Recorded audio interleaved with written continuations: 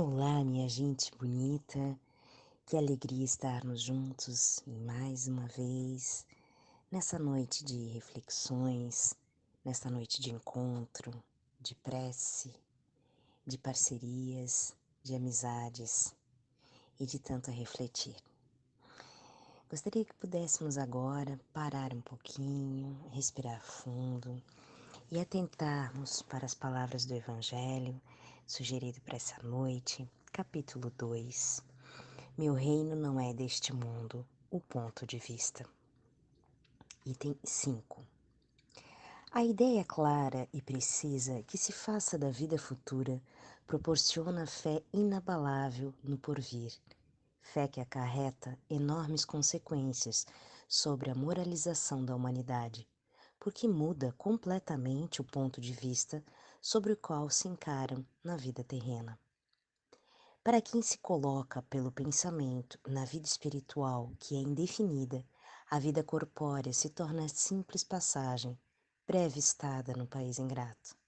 As vicissitudes e tribulações dessa vida não passam de incidentes que se suporta com paciência, por sabê-las de curta duração, devendo seguir-lhes um estado mais ditoso. À morte, nada mais restará de aterrador.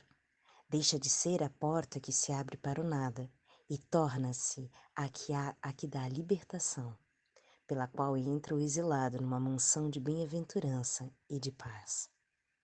Sabendo temporária e não definitiva sua estada no lugar onde se encontra, menos atenção presta às preocupações da vida, resultando-lhe daí uma calma de espírito que tira aquela muito do seu amargor. Pelo simples fato de duvidar da vida futura, a humanidade dirige todos os seus pensamentos para a vida terrestre. Sem nenhuma certeza quanto ao porvir, dá tudo ao presente. Nenhum bem divisando mais precioso do que os da terra, torna-se qual a criança que nada mais vê além de seus brinquedos. E não há o que se faça para conseguir os únicos bens que lhes afiguram reais. A perda do menor deles lhe ocasiona causticamente pesar. Um engano, uma decepção, uma ambição insatisfeita, uma injustiça que lhe seja vítima, o orgulho ou a vaidade feridos, são outros tantos momentos e tormentos que se transformam a existência numa perene angústia, infligindo-lhes, deste modo, a si próprio, a verdadeira tortura de todos os instantes. Colocando o ponto de vista de onde considera a vida corpórea, no lugar mesmo em que ele aí se encontra, vastas proporções assume tudo que o rodeia. O mal que o atinja, como o bem que o toque aos outros, grande importância adquire aos seus olhos. Aquele que se acha no interior de uma cidade, tudo lhe parece grande. Assim, a humanidade que ocupa altas posições como os monumentos, suba até ele, porém, a uma montanha, e vê-se logo pequenos os que lhe parecerão os homens e as coisas. É o que sucede ao que encara a vida terrestre do ponto de vista da vida futura. A humanidade, tanto quanto as estrelas do firmamento, perde-se na imensidade. Percebe-se, então, que grandes e pequenos estarão confundidos, como formigas sobre um montículo de terra, que proletários e potentados são da mesma estatura, e lamenta que essas criaturas efêmeras a tantas canseiras se entregue para conquistar um lugar que tão pouco as levará e por tão pouco tempo conservarão. Daí se segue a importância dada aos bens terrenos, estará sempre em razão inversa da fé na vida futura. Que assim seja, meus queridos e minhas queridas. E agora, a atenção nossa será voltada à palestra de hoje. Fiquem bem e até breve. Olá, um bom dia, boa semana a todos.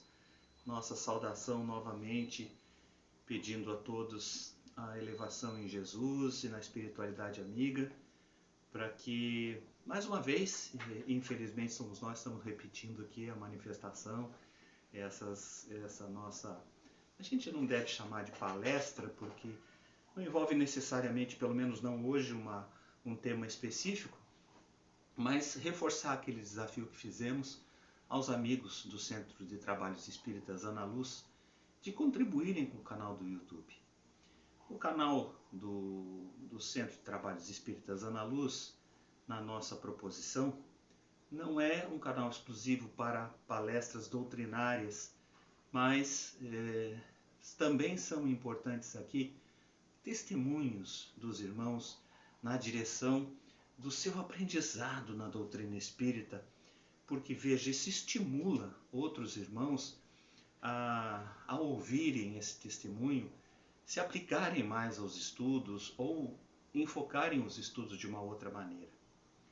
Então, o que nós queremos dizer é que a doutrina espírita tem, como doutrina consoladora que é, elementos muito importantes para revitalização, para o reposicionamento na vida, para a oportunidade de olhar para a vida de uma forma diferente da que vemos vendo como seres materiais, como cotidiano dessa sociedade excessivamente imediatista, né? E que busca resultados que muitas vezes não são resultados efetivos. Eu gostaria de começar lembrando Jesus na sua recomendação de não acumular tesouros na terra, onde os ladrões roubam, onde as traças corroem, e sim nos céus, onde os tesouros seriam eternos, né? Então, o que ele quer dizer com isso na nossa concepção, na concepção espírita? Ele está dizendo que os valores que nós atribuímos às posses, aos apegos no nível da materialidade, são findos com a própria materialidade. Nós recebemos um corpo físico que tem um tempo próprio para ele, né? Não se soube de nenhum organismo humano que sobreviva a mais de 120 anos. Então, sim, nós temos um período definido, uma expectativa de vida, por assim dizer, que em alguns é menor, em outros um pouco maior, em função da sua genética, em função do seu ritmo de vida, dos seus desgastes e assim por diante. Mas o que é importante é que nós não fixemos a nossa vida, toda ela, não significa também desprezar a área física em que estamos inseridos, mas coordená-la com a vida espiritual, né?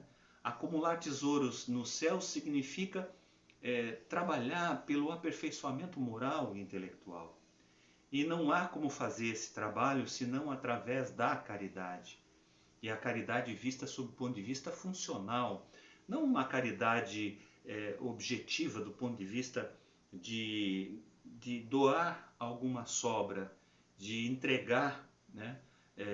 Mas uma caridade mais ampla, uma caridade que envolva a capacidade de indulgência, a capacidade de perdão e de fazer todo o bem que nos seja possível fazer, de estarmos atentos aos próprios pensamentos e sentimentos para poder potencializar essa utilidade em espírito. A utilidade em espírito a que nos referimos é a capacidade de interagir com outros seres para fazer um mundo fraterno, um mundo onde não haja exploração de uns pelos outros, onde não haja necessariamente a busca pelo poder desenfreado, onde nós possamos compartilhar e cooperar muito mais no sentido de estarmos satisfeitos na cooperação em si, nós entendermos que o verdadeiro prazer, o prazer que realmente inunda a alma de valor, é o prazer do dever cumprido. Mas tudo isso nos remete a essa pergunta, esse desafio e ao mesmo tempo esse convite de que os irmãos estão nos assistindo nesse momento, além de dar o like para fortalecer as posições do canal, para que a gente possa saber que vocês estão nos assistindo e que tem interesse que nós mantenhamos esse trabalho. E além disso, se possível, se inscreva, porque uma vez inscrito vocês podem ter acesso sempre e regularmente a essas nossas manifestações. A ideia aqui é não ser apenas uma doutrinação, no sentido de trazer o ensino espírita regular, isso também, mas trazer o espiritismo na sua prática, Então, o testemunho de cada um que vive o centro espírita, que vive a transformação interior decorrente, nós já recebemos uma contribuição.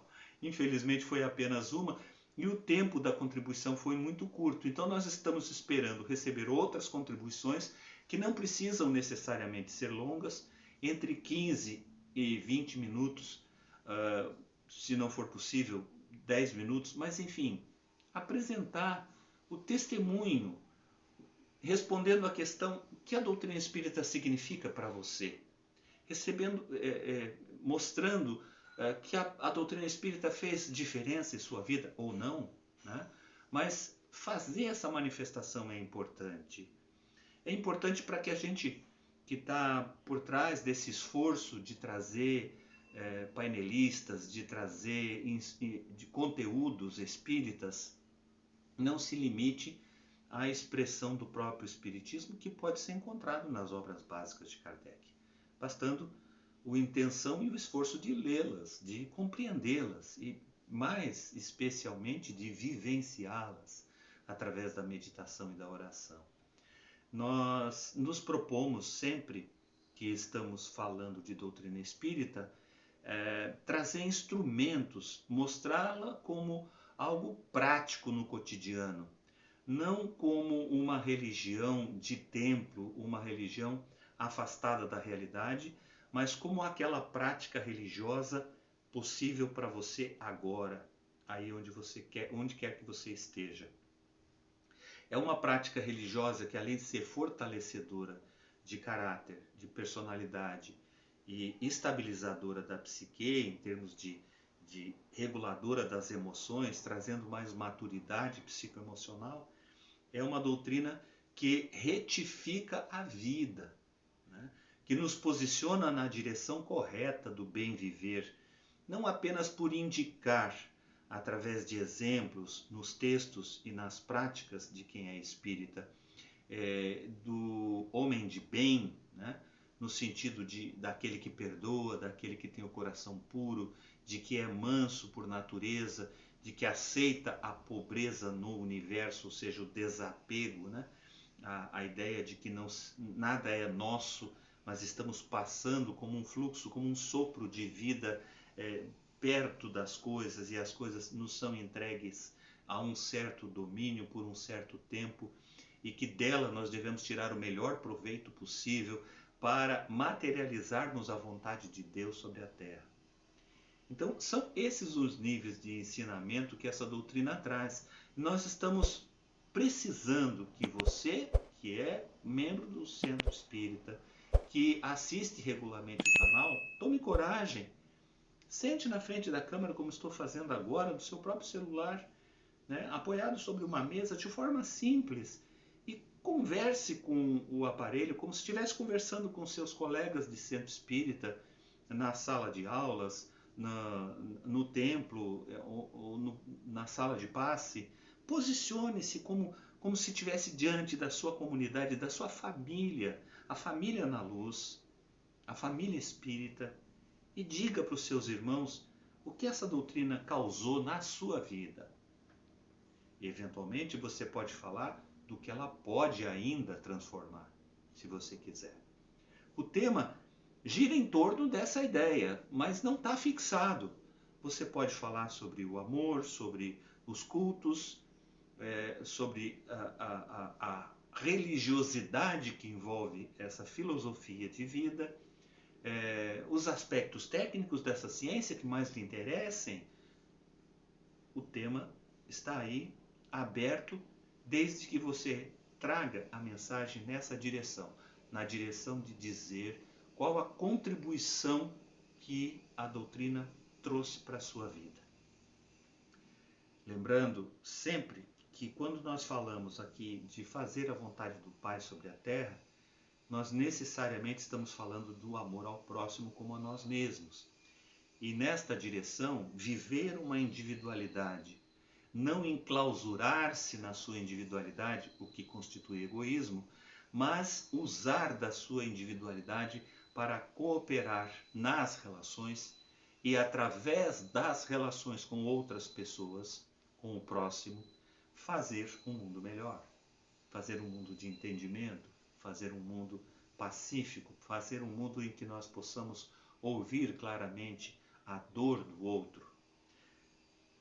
Em certa passagem, Emmanuel nos lembra que sempre que encontramos alguém, esse alguém, se não é tão bom, pode precisar de nosso auxílio para encontrar o caminho do bem.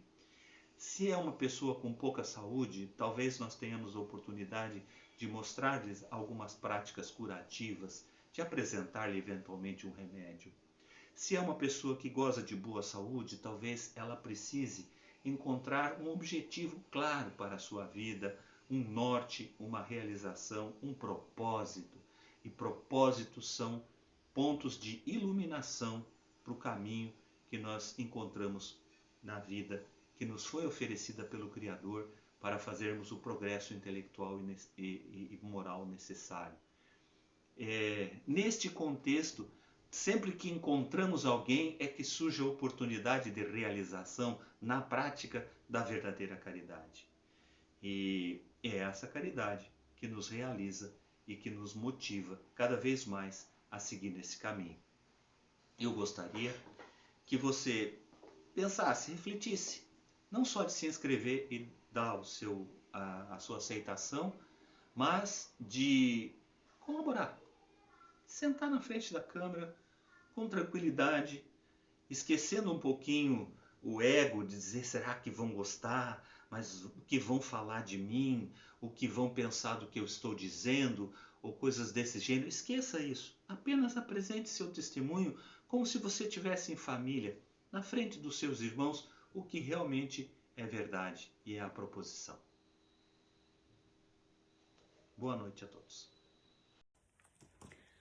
Amados irmãos, meu nome é Sandra Cardoso e eu estou passando por aqui nesse momento para deixar o meu registro de grande satisfação em fazer parte dessa doutrina maravilhosa que é o Espiritismo.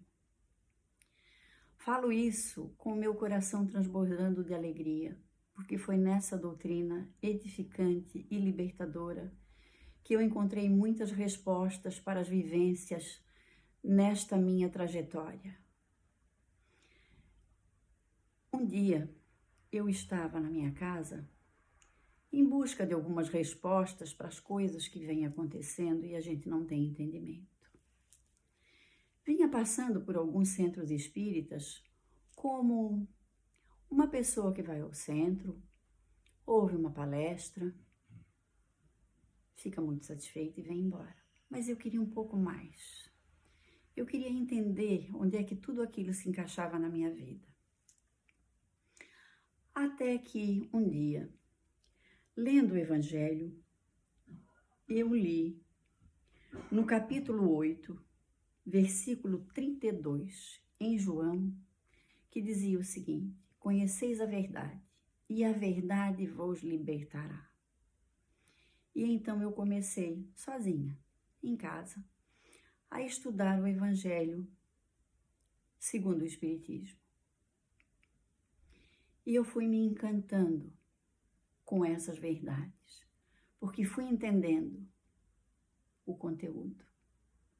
Fui entendendo que as verdades eram as diretrizes que Jesus deixava para cada um de nós. E eu traduzi tudo isso e trouxe para a minha vida. Posso dizer-lhes do fundo do meu coração que eu estou aqui hoje, de pé, porque a minha fé no nosso Criador se renovou a partir desse instante, quando eu comecei a verdadeiramente estudar e entender essa doutrina. Comecei a perceber que eu sou resultado de todas as minhas escolhas. E então eu escolhi que seguir a palavra do Pai era o mais correto que eu deveria trazer para a minha vida. Entendi que vim para cá como instrumento dele, para fazer todo o bem que me seja possível fazer. É fácil. Nós temos o hábito de dizer que é muito difícil. Não, Não é difícil. Deixa de ser difícil quando a gente entende o que verdadeiramente viemos fazer aqui. E posso dizer-lhes do fundo do meu coração que cada dia que eu estudo um pouco mais dessa doutrina, onde eu tive a oportunidade de conhecer um pequeno grupo de pessoas no Centro Espírita Ana Luz, e um dia eu ia passando lá, a porta estava aberta e eu resolvi entrar. Havia um pequeno grupo aberto ao público, como existe até hoje. Eu entrei, me sentei no banquinho e ouvi aquele palestrante. Ouvi a palestra até o final e fui para casa com o firme propósito de voltar novamente. Eu voltei na próxima quinta-feira, saí de lá com o coração cheio de alegria, porque eu entendi que tinha alguém ensinando o que tinha naquele evangelho e que a gente tem tanta dificuldade em perceber. E eu voltei na próxima quinta, e voltei na próxima quinta. E graças a Deus eu posso dizer a vocês que já vai fazer quase 4 anos que eu tenho voltado lá. Quase todas as quintas-feiras. Eu não. Eu e meu marido. Então, eu quero dizer que a vida fica mais leve quando a gente se dá a oportunidade de conhecer a palavra do Pai. Quando a gente se dá a oportunidade de saber o que veio fazer aqui.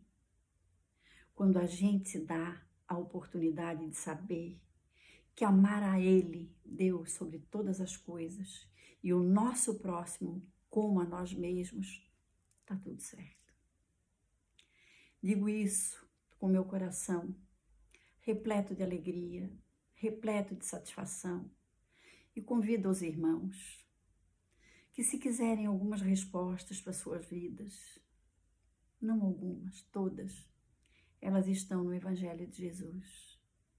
Elas estão nas nossas escolhas, no nosso dia a dia. Eu, dentro dos estudos, aprendi uma frase que jamais vou esquecer na minha vida. Nós somos como nos fazemos. E aprendi que ser como eu me faço me torna um ser humano atento às minhas atitudes. E é isso que nós precisamos trazer para o nosso dia a dia. Estar atentos nas nossas atitudes. Porque quando a gente faz isso, a gente tem a certeza de estar seguindo o Evangelho de Jesus. Amados irmãos, muito obrigado pela atenção. E tenham em seus corações que o nosso Pai nunca nos abandona. Nós é que temos o péssimo hábito de esquecê-lo. Muito obrigada.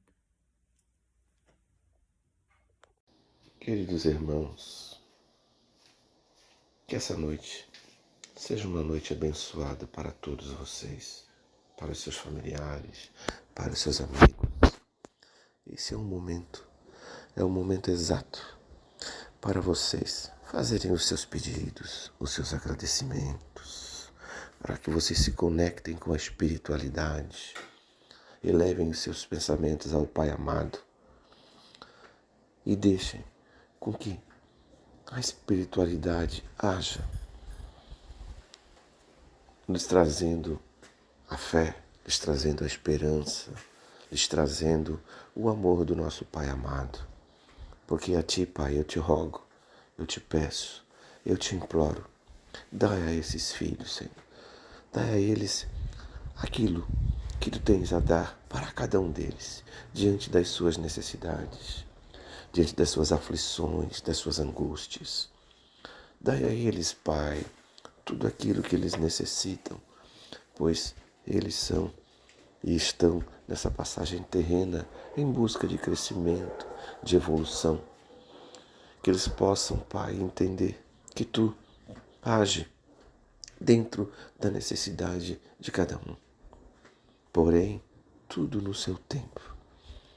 pois o Pai tem um propósito para cada um de vocês, meus irmãos.